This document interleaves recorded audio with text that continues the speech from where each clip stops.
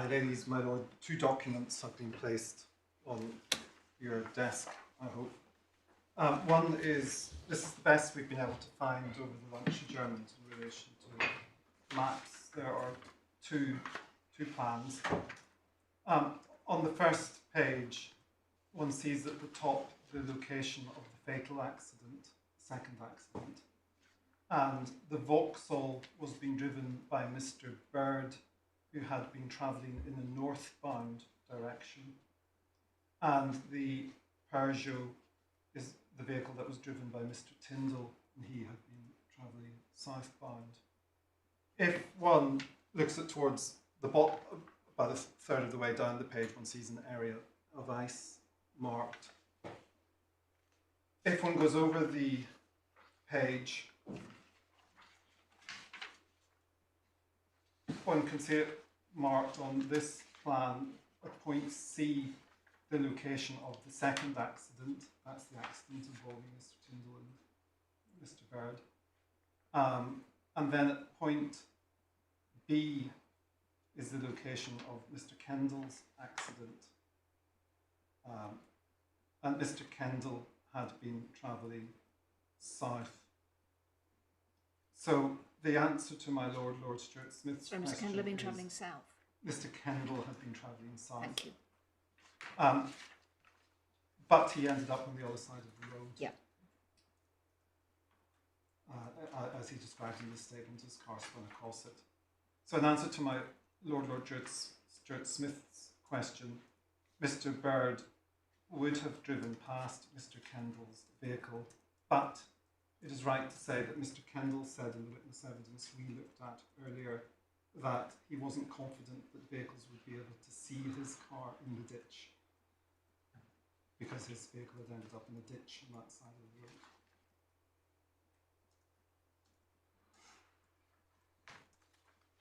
Okay, thank you very much. The second document, which I'm grateful to my learned friends for, is the 2016 to Farris and Steele article, and I understand that they have also located the 2014 article, and we will receive that. Yeah, I've got that, but only on email. Sorry, I have it, but only on email. So if you give me an email, I can email it to you, and we'll bring hard copies tomorrow. Very well. Thank you very much indeed. My lady, just before the lunchtime adjournment, I had been about to turn to the second decision of Mr. Justice May on this topic, as he then was, in Daly and Surrey County Council, and that's at tab 8 of the authorities bundle, page 252 of the bundle.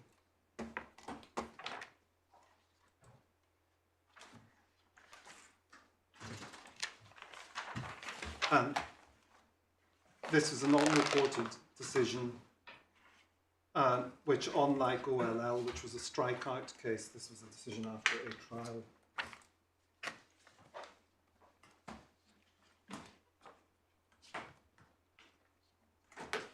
The facts, in essence, were that a construction worker was buried in a trench because of an accident which happened during the construction works.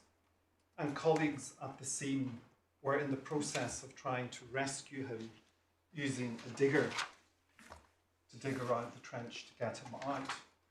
The fire service arrived and a fire officer ordered them to stop. Indeed, told the person who was digging if they didn't stop that they could be committing a criminal offence.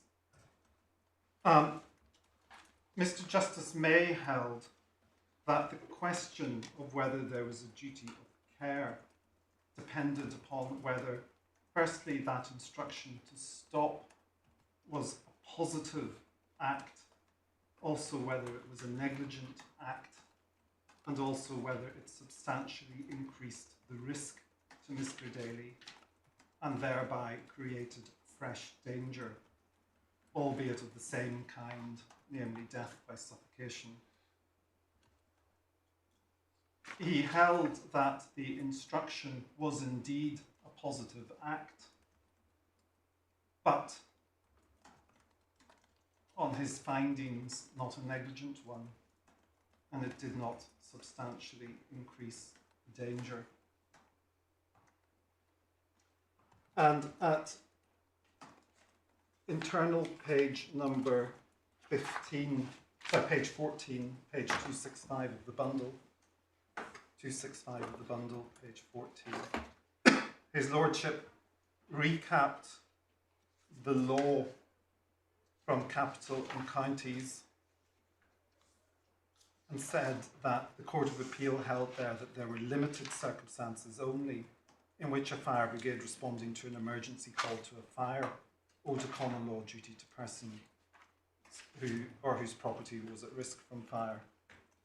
I recently considered this issue in detail in OLL and the Secretary of State for Transport, and it is sufficient for present purposes to refer to, without repeating, a passage in my judgment in the OLL case at 903 to 905, which we looked at earlier. In short, the fire brigade are not under a common law duty to answer a call for help and are not under a duty to take care to do so. By taking control of operations, a senior fire officer is not to be seen as undertaking a voluntary assumption of responsibility to the owner of the premises on fire, whether or not the owner in fact relies upon the fire brigade.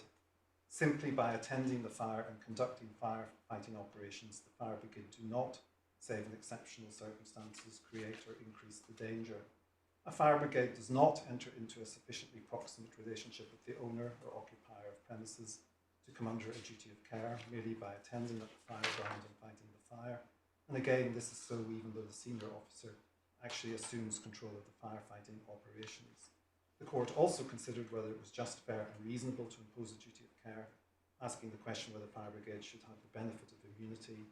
The conclusion was they should not, in cases whereby their own positive action they had created or increased the danger. And then in the OLL case, I held that the capital and counties decision applied to the Coast Guard, even though there was for the Coast Guard no statutory scheme comparable with that for the fire services when they deal with fires. The statutory provisions empowering fire authorities to employ fire brigades for purposes other than firefighting and to charge for such services, Section 3 of the Fire Services Act, are in contrast with the duty imposed on fire authorities to make provision for firefighting purposes, Section 1 of that Act. But fire brigades regularly undertake rescue operations other than at the scene of a fire, and people expect them to do so. I consider there is no presently relevant distinction between a fire brigade undertaking a trench rescue and the Coast Guard undertaking a rescue at sea. It follows that I consider that the capital and counties decision is to be applied to the trench rescue in this case, just as it would if the defendants had attended a fire. Neither party submitted that the law was otherwise, at least at first instance, although Mr. Davies reserved the plaintiff's right in a higher court. And then he set out the passage we've already looked at from capital and counties. And then in the second passage from Lord Justice Stuart-Smith that we looked at about where a new and different danger is created, and that reference to, but it seems to us that there is no difference in principle if by some positive negligent act the rescuer substantially increases the risk. In my judgment, the first and primary question in this case is whether Mr. Smith's instruction to Mr. O'Halloran to stop what he was doing when Mr. Smith arrived was a positive negligent act which substantially increased the risk to Mr. Daly and which thereby created a fresh danger, albeit of the same kind, namely death by suffocation. If it was, there is a duty of care, and ex hypothesi the defendants were in breach of it. It would remain to consider the question of contributory negligence by Mr. Daly. If it was not, there is no duty of care arising from that instruction. The question is a composite one. There would be circumstances, no doubt, at the fringes, not perhaps in this case, where the question would be answered as a matter of degree. Mr. Folkes, QC for the defendants, relied on the passage from the judgment of Lord Justice Stuart-Smith in the Capital and Counties case at page 350, which was dealing with a submission that there was a proximate relationship once responsibility for fighting the fires taken over by the fire brigade as follows. And then we looked at that earlier, that's the passage about hazardous attractions in the Hampshire case, because there were two systems in place, but it seems to us, by taking such control of the officers, not to be seen as undertaking a voluntary assumption of responsibility to the owner of premises of fire. whether or not the latter is in fact reliant upon it. Mr. Folkes suggests that Mr. Smith's instruction to Mr. O'Halloran was in substance the same as station manager of Mitchell ordering the plaintiff's employees out of the building. In my view, the passage means no more than that the mere taking of control by the fire officer does not by itself give rise to a duty of care. The passage does not detract or modify the first and primary question which I have identified. And then central findings of fact. In my judgment, Mr. Smith's instruction to Mr. O'Halloran was a positive act. I have to consider whether it was negligent and whether it substantially increased the risk to Mr. Daly, thereby creating a fresh danger. These are the questions of fact to which I now turn. And then at page 18, His Lordship held about halfway down. It follows from these findings, that's the findings he made on the evidence, that Mr. Smith's instruction to Mr. O'Halloran was not negligent. He properly stopped an operation which appeared to him and was unacceptably dangerous and proceeded to initiate sensible and necessary safety precautions. His actions were those of a reasonably competent fire officer attending a trench rescue. And he also held the fourth point down that the next point down, Mr.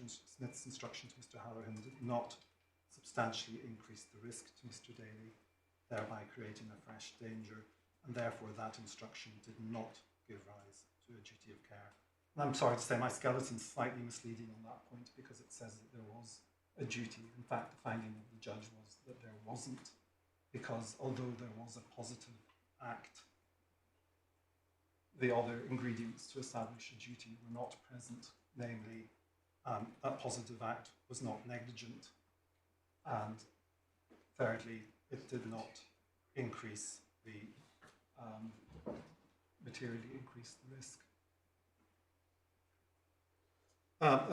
What the case demonstrates, I submit, consistent with the Hampshire Fire Brigade case, is that if by a positive, negligent act you interrupt a rescue which is actually reducing the danger to the person being rescued, then you may be liable.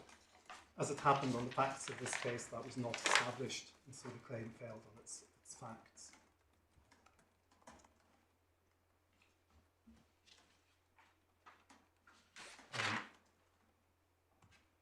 Again, I draw the contrast with the case the court is currently concerned with.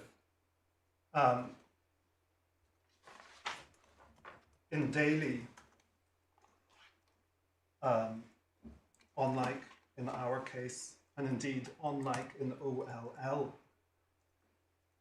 a rescue was actually in progress, by which I mean they were in the process of assisting a person. The harm was potentially being reduced in the Daly case. I thought, sorry, I should leave this bone alone. I thought that although it certainly doesn't appear with great clarity from the judgment, that the bull point for my side was that either the helicopter or the lifeboat was in the right area and was conducting a search in the right area. That comes up on the facts, yes. That comes up on the facts. But then that leads to a question on your submission, as I understood it just now, where you said interrupting a rescue which could be successful can lead to liability. No, I misunderstood? I think if I've said that, I've misspoken, as it seems to be what one says nowadays. I think what the clear difference is in my Lord's case, OLL, there wasn't actually there was a rescue search in progress. There was an effort to go out and find people in progress. But what was in not progress was an actual rescue. It wasn't a case that they hadn't found them. They hadn't found them. Okay. It wasn't the case that they were about to winch them onto the helicopter and the Coast Guard came along and said, no, take that winch away, don't do that, which is much more akin to turning off the taps. That's the critical distinction between OLL and this case. In this case, there is actually a rescue in progress, which needed investigation of the facts to see if that rescue was actually reducing the danger and if it was a negligent thing to have stopped it, which wasn't necessary in the OLL case because we hadn't got as far as the rescue actually being in progress. They potentially might have saved something, but nothing was done which actually increased the risk of harm to the unfortunate people out at sea. So it's a very fine distinction, I accept, but it is the distinction that's there in the authorities. And it may well be it's embraced in that need for directness. Well, speaking to myself, we don't have to decide whether OLL is correctly decided or not, or whatever, because the principle remains. The principle remains. Negligence. And the nature of the distinction you've just identified wouldn't make the difference in this case. No. In this case, because in this case we don't even get to the stage of a positive act, let alone a negligent act. Well, you're coming to that. Yeah.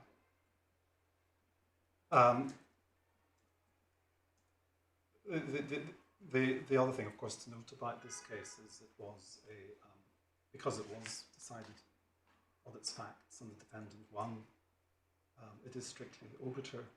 And interestingly, as you'll see later when we come to Sandtar, May, by then, Lord Justice May, reviewed the authorities in this area and goes back to OLL and not to this case on his analysis of what the law is.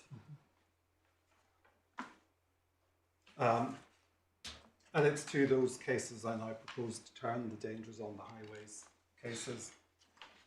And Stoven and Wise is at tab 5, and I'll take it very briefly because I know it'll be well known to the court, and also it's been referred to in many of the judgments we've looked at. But it's tab 5.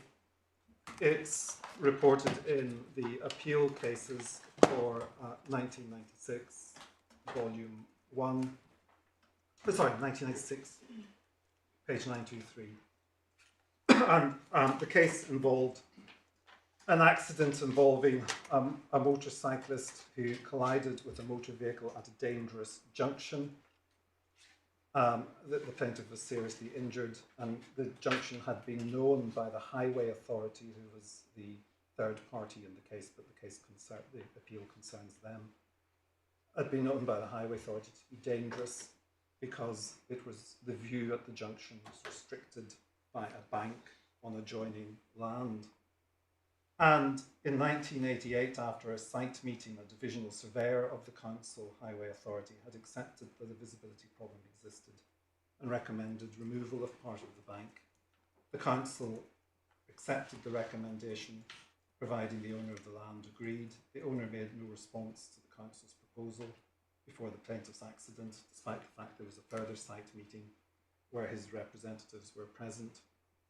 The claimant's claim against the defendant for damages for his personal injury, the defendant being the other driver, was settled, but the defendant joined the council as a third party, alleging negligence and breach of statutory duty.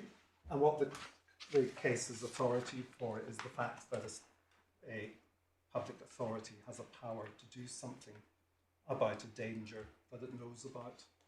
Does not mean that it owes a duty to exercise that power.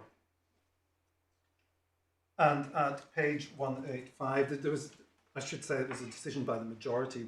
There was a dissenting speech by Lord Nichols, but Lord Hoffman gave the speech of the majority, Lord Nichols and Lord Stone, Lord Nichols and Lord Slynn dissenting. And at page 952 of the report, that's page 185 of the bundle, letter F, Lord Hoffman set out that whether a statutory duty gives rise to a private cause of action is a question of construction. See the Queen and the Deputy Governor of Parkhurst Prison, ex parte Hague. It requires an examination of the policy of the statute to decide whether it was intended to confer a right to compensation for breach, whether it can be relied upon to support the existence of a common law duty of care is not exactly a question of construction, because the cause of action does not arise out of the statute itself. but the policy of the statute is nevertheless a crucial factor in the decision, as Lord Brown Wilkinson said in Ex Minors and Bedfordshire County Council in relation to the duty of care owed by a public authority performing statutory functions. The question whether there is such a common law duty in its ambit must be profoundly influenced by the statutory framework within which the acts complained of were done. The same is true of omission to perform a statutory duty. If such a duty does not give rise to a private right to sue for breach, it would be unusual if it nevertheless gave rise to a duty of care at common law, which made the public authority liable to pay compensation for foreseeable loss caused by the duty not being performed. It will often be foreseeable that loss will result if, for example, a benefit or service is not provided. If the policy of the Act is not to create a statutory liability to pay compensation, the same policy should ordinarily exclude the existence of a common law duty of care. In the case of a mere statutory power, there is a further point that the legislator has chosen to confer discretion rather than create a duty. Of course, there may be cases in which Parliament has chosen to confer a power because the subject matter did not permit a duty to be stated with sufficient precision. It may nevertheless have contemplated that in circumstances in which it would be irrational not to exercise the power, a person who suffered loss because it had not been exercised or not properly exercised may be entitled to compensation. I therefore do not say a statutory duty can never give rise to a common law duty of care.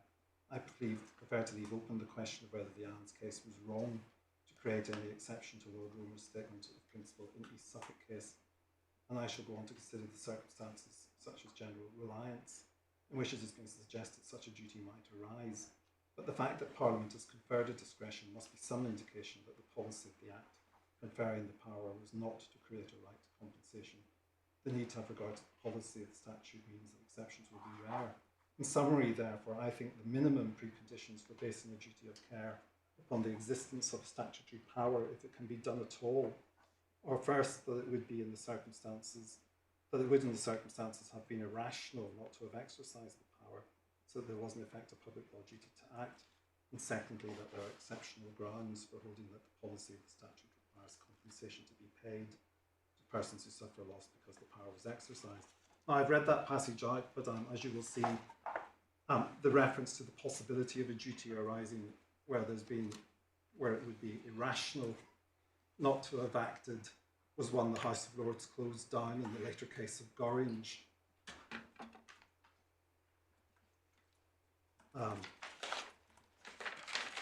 But it nonetheless helps to explain the decision in this case. At page 957, His Lordship, having reviewed whether the decision not to act in this case was arguably irrational or not, concluded at page 957 that there was no suggestion in cross-examination that this was an unreasonable, let alone irrational attitude to take, i.e. having not done it. It seems to me that the question, therefore, of whether anything should be done about the junction was at all times firmly within the area of the Council's discretion. As they were therefore not under a public duty to do the work, the first condition for the imposition of the duty of care was not satisfied. But even if it were, I do not think the second condition would be satisfied. Assuming that the Highway Authority ought, as a matter of public law, to have done the work, I do not think there are any grounds upon which it can be said that the public law duty should give rise to an obligation to compensate persons who have suffered loss because it was not performed. There is no question here of reliance on the Council having improved the junction. Everyone could see that it was still the same. Mr. Stoven was not arbitrarily denied a benefit which was routinely provided to others. In respect of the junction, he was treated in exactly the same way as any other road user. The foundation for the doctrine of general reliance is missing in this case because we're not concerned with the provision of a uniform identifiable benefit or service. Every hazardous junction, intersection or stretch of road is different and requires a separate decision as to whether anything should be done to improve it. It is not without significance that the Canadian cases in which a duty of care has been held to exist have all involved routine inspection and maintenance rather than improvements. I turn then to Gorringe, which took the law further in relation to this, and it's at tab 9 of the bundle.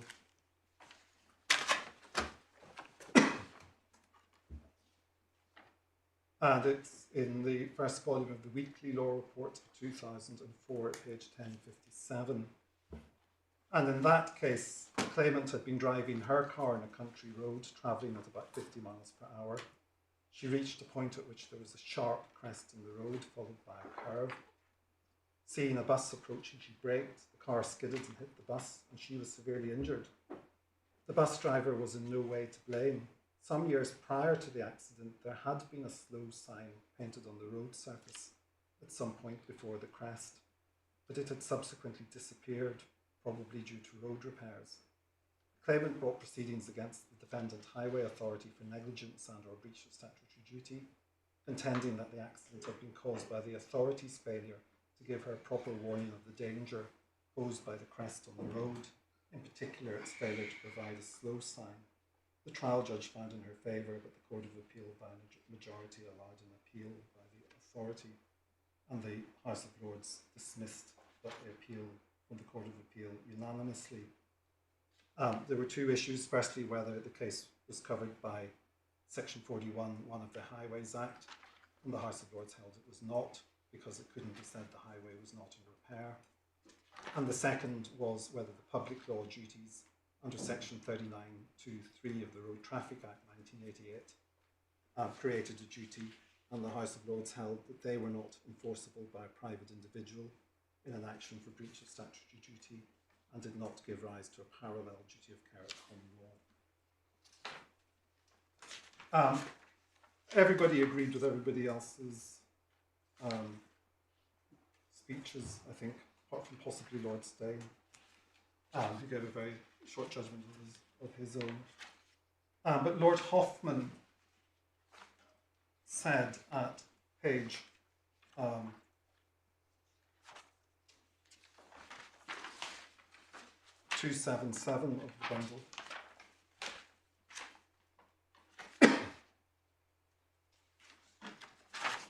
at paragraph 17, having dealt with the Section 41 argument, he said, paragraph 17, the alternative claim is for common law negligence. Mr. Wingate Saul, who appeared for Mrs. Gorringe, accepts that in the absence of the statutory provision to which I shall shortly refer, such a claim would be hopeless. If the Highway Authority at common law owed no duty other than to keep the road in repair, but even that duty was not actionable in private law, it is impossible to contend that it owes a common law duty to erect warning signs on the road. It is not sufficient that it might reasonably have foreseen that in the absence of such warnings, some road users might injure themselves or others. Reasonable foreseeability of physical injury is the standard criterion for determining the duty of care owed by people who undertake an activity which carries a risk of injury to others, but it is insufficient to justify the imposition of liability upon someone who simply does nothing, who neither creates the risk nor undertakes to do anything to avert it. The law does recognise such duties in special circumstances. See, for example, Goldman and Hargrave on the positive duties of adjoining landowners to prevent fire or harmful matter from crossing the boundary. But the imposition of such a liability upon a highway authority through the law of negligence would be inconsistent with the well-established rules which have always limited its liability at common law. Over the page at paragraph 21, he said the effect of statutory powers and duties on the common law liability of a highway authority was considered by this House in Stoven and Wise. Mrs. Wise emerged from the side road and ran down Mr. Stoven because she was not keeping a proper lookout. When he sued her for damages, she, or rather her insurance company, joined the Norfolk County Council as a third party because the visibility at the intersection was poor, and they said the council should have done something to improve it. The council had statutory powers which would have enabled the necessary work to be done, and there was evidence that the relevant officers had decided in principle that it should be done, but they had not got round to doing it. The decision of the majority was that the council owed no private law duty to road users to do anything to improve the visibility at the intersection. Drivers of vehicles must take the highway network as they find it. the statutory power could not be converted into a common law duty. I pointed out in my speech that the council had done nothing which, apart from statute, would have attracted a common law duty of care. It had done nothing at all. The only basis on which it was a candidate for liability was that Parliament had entrusted it with general responsibility for the highways and given it the power to improve them and take other measures for the safety of their users. He then said that since the existence of these statutory powers is the only basis upon which a common law duty was claimed to exist, it seemed to me to be relevant to ask whether in conferring such powers, Parliament could be taken to have intended such a duty. If a statute actually imposes a duty, it's well settled. The question of whether it was intended to give rise to a private right of action depends upon the construction of the statute. If the statute does not create a private right of action, it would be, to say the least, unusual if the mere existence of the statutory duty could generate a common law duty of care. He then referred to the case of O'Rourke in Camden London Borough Council, which was a case where there had been a failure by a council to provide benefits to a homeless person and to provide him with accommodation, and it was held that there was no actionable statutory duty for the failings. And at paragraph 25, Lord Hoffman said, in the absence of a right to sue for breach of the statutory duty itself, it would, in my opinion, have been absurd to hold that the council was nevertheless under a common law duty to take reasonable care to provide accommodation for homeless persons whom it could reasonably foresee would otherwise be reduced to sleeping rough. And the argument would, in my opinion, have been even weaker if the council, instead of being under a duty to provide accommodation, merely had a power to do so. This was the reasoning by which the majority in Stoven and Wise came to the conclusion that the council owed no duty to road users, which could in any circumstances have required it to improve the intersection. But misunderstanding seems to have arisen because the majority judgment goes on to discuss, it was his own judgment, of course, the majority judgment goes on to discuss in the alternative what the nature of such a duty might have been if there had been one. It suggests that it would have given rise to liability only if it would have been irrational in a public law sense not to exercise the statutory power to do the work. And it deals with this alternative argument by concluding that on the facts there had been no breach of even such a duty. The suggestion that there might exceptionally be a case in which a breach of public law duty could found a private law right of action has proved controversial, and it may have been ill-advised to speculate upon such matters. And his lordship then went on in paragraph 32 to say, speaking for myself, I find it difficult to imagine a case in which a common law duty can be founded simply upon the failure, however irrational, to provide some benefit which a public authority has power or a public law duty to provide. For example, the majority reasoning in Stoven and Wise was applied in capitals and counties in the Hampshire County Council to fire authorities, which have a general public law duty to make provision for efficient firefighting services. See Section 1 of the Fire Services Act 1947. The Court of Appeal held, in my view correctly, this did not create a common law duty. Lord Justice Stuart-Smith, giving the judgment of the Court of Appeal, said, in our judgment, the fire brigade are not under a common law duty to answer the call for help and are not under a duty to take care to do so. If, therefore, they fail to turn up or fail to turn up in time because they've carelessly understood the message, got lost on the way, or run into a tree, they are not liable. The Court of Appeal in Larner and Solihull Metropolitan Borough Council went on to hold that on the facts there had been no breach of duty, but the consequences of the door which it left open can be seen in the present case. The Council was obliged to give discovery of documents relating to its accident studies undertaken pursuant to Section 39 of the 1988 Act, the decision-making process by which it decided what measures in the light of such studies were appropriate and the steps which had been taken to implement such measures. It was heavily criticised by the judge for the lateness and insufficiency of such discovery. The trial lasted 6 days, during which the Council called a number of its officers as witnesses and was criticised for not calling enough. The simple facts, which I have summarised at the beginning of this speech, seem to have disappeared from view in the enthusiasm for a hostile judicial inquiry into the Council's administration. Section 39 continues to provoke investigations of this nature. Much of the road safety budget will be consumed in the cost of litigation. And then his lordship at paragraph 38 drew, of course, the distinction with which the court will be well familiar. My lords, I must make it clear that this appeal is concerned only with an attempt to impose upon a local authority a common law duty to act based solely on the existence of a broad public law duty. We are not concerned with cases in which public authorities have actually done acts or entered into relationships or undertaken responsibilities which give rise to a common law duty of care. In such cases, the fact that the public authority acted pursuant to a statutory power or public duty does not necessarily negative the existence of a duty. A hospital trust provides medical treatment pursuant to the public law duty in the 1977 Act, but the existence of its common law duty is based simply upon the acceptance of a professional relationship with the patient, no different from that which would be accepted by a doctor in private practice. The duty rests upon a solid, orthodox common law foundation, and the question is not whether it is created by the statute, but whether the terms of the statute, for example, in requiring a particular thing to be done or conferring a discretion, are sufficient to exclude it.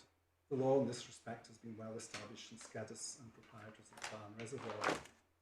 Thus, in Dorset Yacht and the Home Office, the House held that the statutory powers and discretions of the Home Office in connection with the rehabilitation of young offenders were not sufficient to exclude liability for the breach of their common law duty, which arose out of their bringing some young offenders to an island and leaving them unsupervised. And I think we looked at that passage. What is this adding? Well, my learned friend relies on it, so I thought I'd better show it to you. Thank you.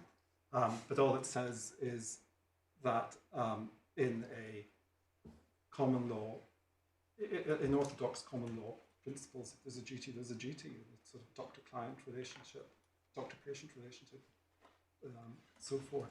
Nothing to do with this case, I respectfully submit. But that, I take you to it because it is relied on. Thank you.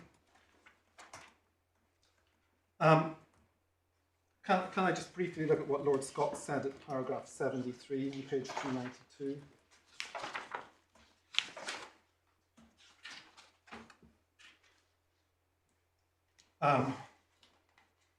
Because it's relevant to the issue about whether there was some sort of special relationship with Mr. Tindall. Paragraph 73, Lord Scott said, there are, of course, many situations in which a public authority with public duties has a relationship with a member of the public that justifies imposing on the public authority a private law duty towards that person. And the steps required to be taken to discharge that private law duty of care may be steps comprehended within the public duties. See Barrett and Enfield and Phelps. But the council in the present case had no relationship with Mrs. Gorringe that it did not have with every other motorist driving on the stretch of the road in question. And we respectfully submit in answer to my Lady Justice Nicola Davies' question earlier, that is relevant here in relation to the position of Mr. Tindall. And at paragraphs 83 to 84 of Lord Rogers' speech, he referred to, and this is relevant to the issue of putting out the sign and taking us away, he referred to a Scottish case, Murray and Nichols. Paragraph 83, what little authority there is confirms that the powers of a road authority to place signs have been superimposed on a common law, which continues to impose no duty on the authority to warn of impending dangers. Murray and Nichols is in many respects similar to the present case. A car was driven without stopping out of Devon View Street in Airdrie into Victoria Place, where it collided with another car. The driver of the first car was killed and his passengers were injured. They sued the driver's widow and Strathclyde Regional Council's Roads Authority. At the time, the authority's power to place signs would have been governed by sections 54 and 55 of the 1967 Act. The pursuers averred that some considerable time before the accident, Strathclyde caused white lines to be painted at the junction, indicating that the priority should be given to traffic in Victoria Place. But the lines had been all but obliterated as a result of roadworks some months before the accident, and they had not been repainted. There were no signs at the junction. The pursuers averred that Strathclyde were in breach of their duty to take reasonable care that roads in the area were maintained in such a condition that persons using them could do so safely. They failed to have the lines repainted as soon as was reasonably practical, after the works were completed and they failed to erect and maintain warning signs. And as Orchard points out, another point relevant to some of the Scottish cases my friend refers to, that the common law of Scotland is somewhat more generous to those injured due to failure to maintain the roads than was the English common law. Nonetheless, Lord Stott held that the pursuer's averments, so far as directed against Strathclyde, were irrelevant. He expected that the previous existence of the white lines at the junction was sufficient to show it was reasonably foreseeable that in the absence of such an indication, a vehicle might be driven into Victoria Place without stopping. But the mere fact of foreseeability was not enough. In paragraph 86, Lord Rogers said, contrasting Murray and Nichols with an earlier case of Bird and Pierce, which the House of Lords in Gorringe suggested was probably wrongly decided. He said, by contrast in Murray and Nichols, the pursuers averred no more than that Strathclyde had failed to exercise their power to repaint the lines in circumstances where it was foreseeable that vehicles would collide. In effect, they had failed to warn drivers to take care when driving out of Devon View into Victoria Place. The mere fact that Strathclyde had the public law power to paint white lines on the road did not mean that they were under a common law duty to take care to exercise that power wherever it was foreseeable that otherwise accidents were likely to happen. As Lord Stott pointed out, it is not for the courts but for Parliament to create such a far-reaching duty after considering all the implications. Parliament has so far chosen not to do so, leaving it to drivers to take proper care for the safety of themselves, their passengers and other road users. By deciding to paint the lines at the junction, presumably because of the perceived risk of collisions, Strathclyde would have come under a duty to do so carefully and not in a way that would aggravate any dangers at the junction. But they had not somehow imposed on themselves retrospectively a common law duty to paint the lines, or prospectively to paint them back if they were obliterated. In exactly the same way in the present case, the mere fact that the defendants had once painted the slow sign on the road does not mean that they had been under a common law duty to do so, or that they were under such a duty to repaint the sign when it came to be obliterated. When that happened, the situation returned to what it had been before the defendants decided to exercise their statutory powers by painting it in the first place. They were not under a common law duty to exercise their power to repaint it, and are not liable because, for whatever reason, they did not do so. Now, that's relevant here to the suggestion that the putting out of the road sign whilst the police dealt with Mr. Kendall's accident somehow created an obligation on the police to leave it there, or that they made the situation worse by taking it away when they left. Finally, you'll be pleased to hear, I run through the authorities, I turn to Sandhar, which is at tab 10. And it is reported in Sandhar in the Department of Transport Environment in the Regions, reported in the first volume of the Weekly Law Reports 2005, page 1632. This was a case where the deceased was killed having lost control of his vehicle after skidding on frost or ice on a trunk road which had not been salted properly over the preceding night or the previous day. And it was, as the head note sets out, for a number of years it had been understood that Section 41 included a duty to remove certain ice, but in fact the House of Lords held in a case called Goods that it didn't. Parliament has since intervened and reintroduced such a duty. But it was held there was no common law duty. The Court of Appeal held there was no common law duty to have on the highway authority to have removed the ice on its authority. And it could not be taken to have assumed from the head note a general responsibility to road users to ensure that the trunk roads would be salted in freezing condition, nor did the case advance sustain any necessary element of reliance. And that in the absence of reliance and of any positive action whereby the highway authority was to be taken as having assumed responsibility to the deceased, it could not properly be held to have created a trap or otherwise be liable in negligence. And the judgment of the court, the principal judgment of the court, was given by Lord Justice May, as he now was. And at paragraph 43, He said the claimants, so page 317 of the bundle. The claimants do not establish the existence of a relevant duty of care in the present case for two principal reasons. First, I do not consider that the department can properly be taken to have assumed a general responsibility to all road users to ensure that all or any trunk roads would be salted in freezing conditions. It is the primary responsibility of motorists to take care for their own safety and that of their passengers and other road users.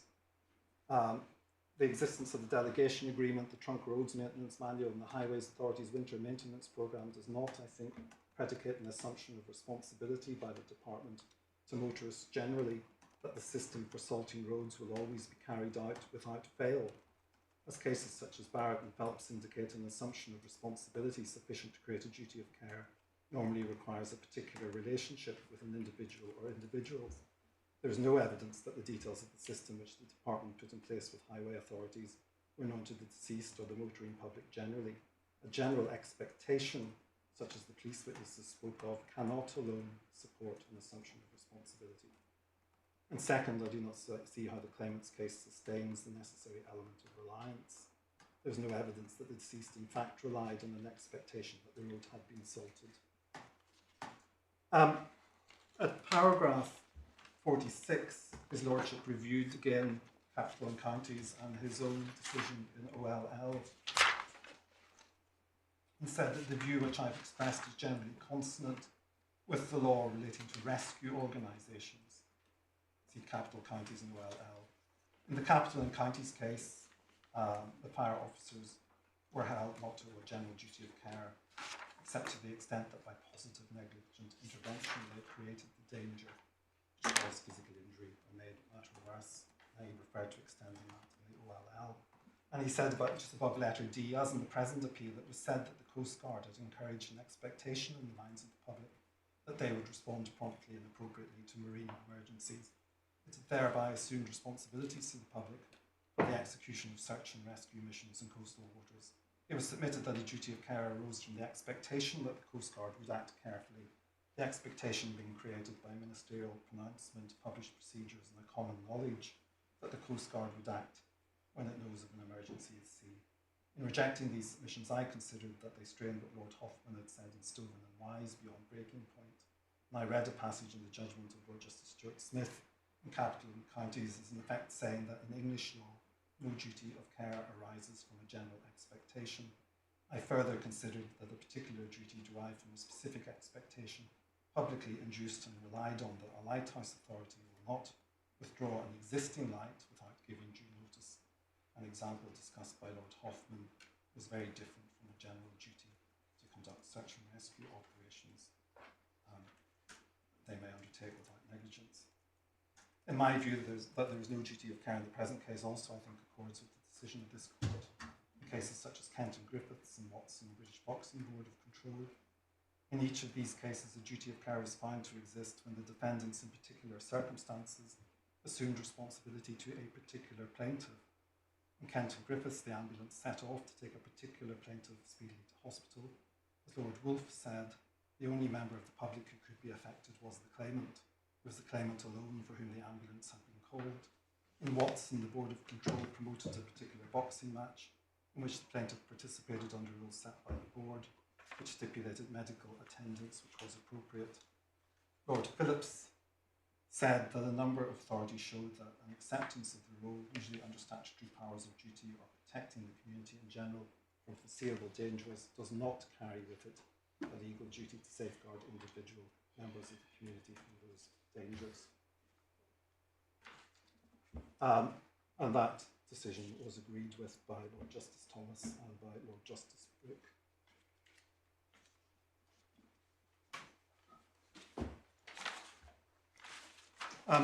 My lords and ladies, I then turn very briefly to deal with my, against the background of those submissions, to draw them together in what we say in relation to the grounds of appeal. As I say, it's going to take a few minutes because I have largely addressed it as we go along. It's my skeleton argument, paragraphs, page 17 of the bundle. Ground one, that the master erred in holding that the police argued the assumed control by making things worse. Really, I can sum up our submission on that by going straight. I've dealt with in this skeleton OLL and daily. But if I go straight to paragraph 21 on page 20, the short points in this case are that the police did not directly add or increase the actual hazard itself. They left the road in no worse a state than they found it.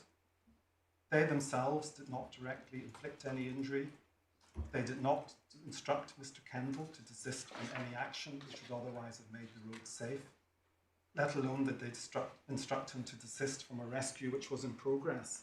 And one can also add to that, let alone are they alleged to have done anything negligent in relation to their attendance with Mr. Kendall.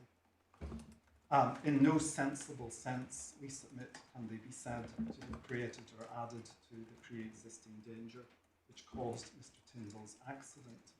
Their failings are failings of omission. In relation to the temporary sign, I've addressed that by going to Gorringe.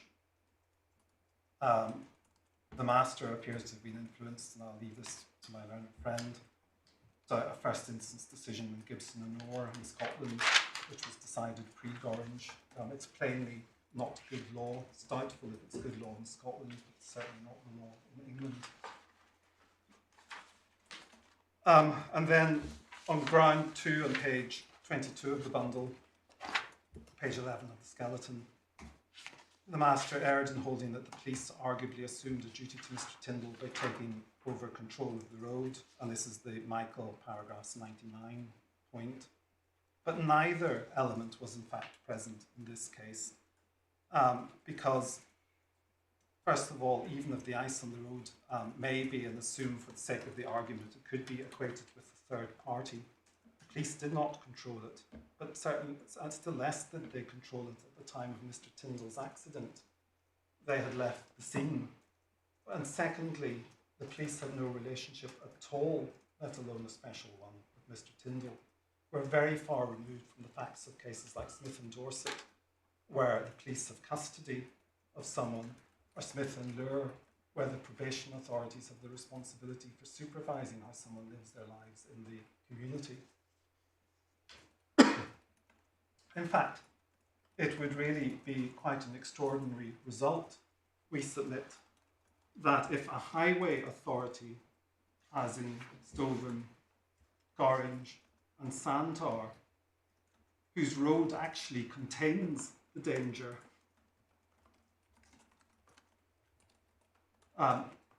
is under no duty of care to the people who foreseeably come upon it and get injured.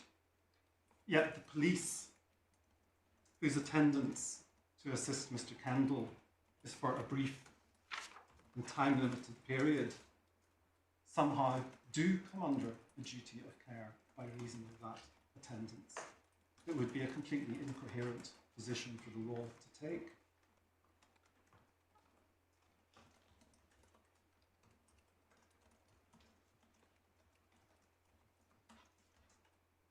And what this really comes down to, we say at paragraph 33, is it's another attempt to go behind what the Supreme Court have held in the triumvirate of cases, because essentially the argument based on control is another attempt to resurrect the argument that because public authorities have got special powers available to them, that is enough to create a duty of care, because they have the powers that they could do something.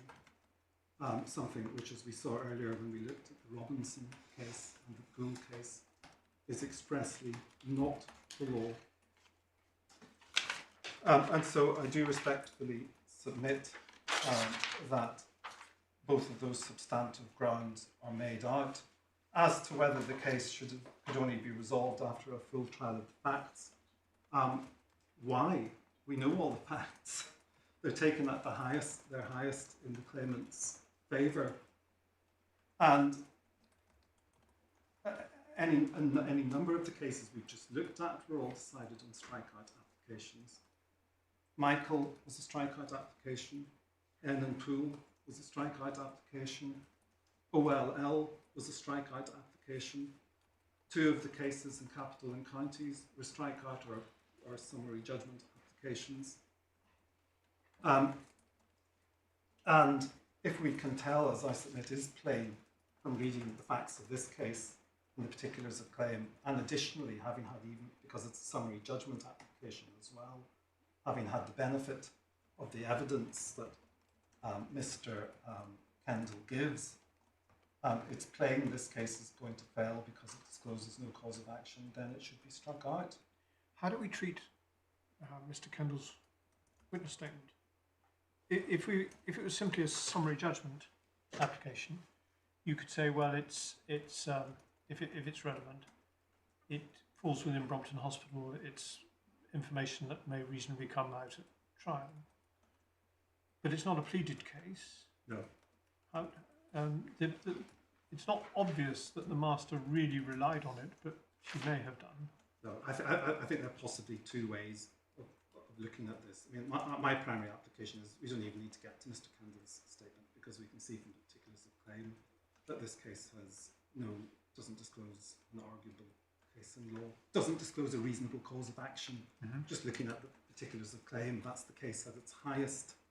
Because there was a summary judgment application at the same time, or in other words, no real prospect of success, my learned friends, solicitors, put in Mr. Kendall's statement saying, aha, but there is a prospect of success because look at what Mr. Kendall says.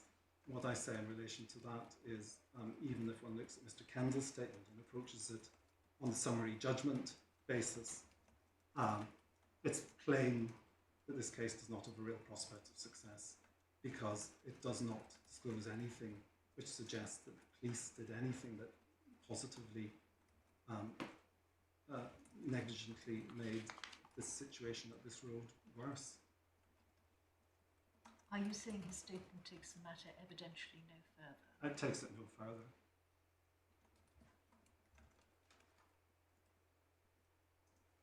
Because there's one witness statement which suggests that it was the fire brigade who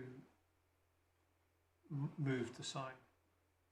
Yes, and indeed, there's another witness statement exhibited which suggests... It's not a witness statement that the judge relied on. No, that's wrong. Well, we will come to it if it's wrong later. But on one reading, I think page 49 of the supplementary bundle.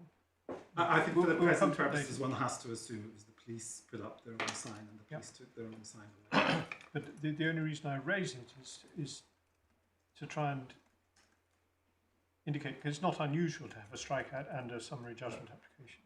And it's not unusual for a claimant or whoever's resisting the summary judgment application to put in the kitchen sink if they can. But technically, when we're dealing, it just seems to me, I ought to know the answer to this, it seems unreal to be able to take into account that under Brompton Hospital on the summary judgment application, but have to say, no, we're not having any not taking notice of it at all. Yes. What's the answer to that? I see what your lordship's saying, and I'm not sure I have an immediate answer to that. I've always... I mean, it happens all the time. Yes, I've always myself approached strikeouts on the basis that one approaches them simply on the basis of what is pleaded, because that's the case at its highest, and it would be unusual, in my experience, for any evidence to be filed on a pure application to strike out for disclosing no reasonable cause of action. So without saying I'm necessarily right on this point, I think it is probably right that looking at it from a strikeout point of view, one wouldn't be concerned with what was said in Mr. Kendall's statement or anybody else's statement. But I suppose what it does help with is this. Sometimes it's said, oh, well, but you must have a trial because something more might turn up on the trial, which shows there really is a cause of action here. And so from the parallel Part 24 application for summary judgment, what those statements show is that's not the case. So I suppose they may be indirectly relevant to the strikeout application in that sense. In other words, not only do we have the claimant's case as pleaded at its highest in the particulars of claim, but we also, claimants also had the benefit of filing evidence of a sort which I've noted that submission as being we have the stroke trial evidence and it doesn't add up to a row of beans. That's your submission. I'm not submitting by any means that would be the whole trial evidence, but it's the key No. evidence. But on my key point, if one even just ignores that and just looks at the particulars of claim as we did this morning, there's nothing to be gained by anybody other than, as Lord Hoffman described in relation to what happened in Gorringe, a lengthy trial with endless cost for a case which is doomed to fail. And as I submitted, many of the cases we've looked at were determined on strikeout applications, including the N and Poole case. And I've also set out in paragraph 35 of my skeleton what Lord Brown said in Van Cole, where he said, and I'll just read it from my skeleton, it's page 24 of the bundle, page 13 internally. As a final comment, I add only this. In common, I think, with all your lordships, I regard this issue as plainly one which the House should decide one way or the other on the pleaded facts. Either a duty of care arises on these facts, or it does not. No useful purpose would be served by allowing the action to go to trial for facts to be found and then for further consideration to be given to the applicable law. In my judgment, the Court of Appeal erred in that respect as well, in supposing that the claim might ultimately succeed. I suppose one would say in this case that given the history of this matter, which there has clearly been an investigation of police's actions, not least because of complaints, Yes. and this is a detailed pleading, It is. quite specific as to timings and the individual police officers and their actions. One really does have considerable detail in the pleaded facts here. One does, because in fact there was a very lengthy inquest. Yes, With it full was probably the disclosure. Article 2 inquest. Yes, Yeah. with full disclosure given to all the parties in relation to the inquest. So the pleaders had the benefit of all of that material. So I do submit, in a case like this where it is plain that it is not going to succeed, the right course of action is to strike it out. My ladies and my lord, unless there's any further particular matter I can assist you with, those are my submissions. Thank you very much indeed, Mr. Warnock. Now, Mr. Bowen. Sorry, I'm having some trouble with this loop. If it's okay with you, I would, as long as I assure you that I can be succinct tomorrow, I would really rather not start. I was considering having a crack at ground 3, but I'm really, I think there are some fairly profound points in this case. And at the moment, I really would benefit, for the reasons I referred to earlier, from an early finish today and to start tomorrow. And I anticipate I would be able to get through all of it really very easily within the morning. Yes. If I start now, we I think agree. my voice will not be in existence by the time we get to 4 o'clock. And we had intended to finish it at 4 o'clock anyway, so we're losing 45 minutes of today. But do we need to start at 10 tomorrow, or 10:30 start will be comfortable?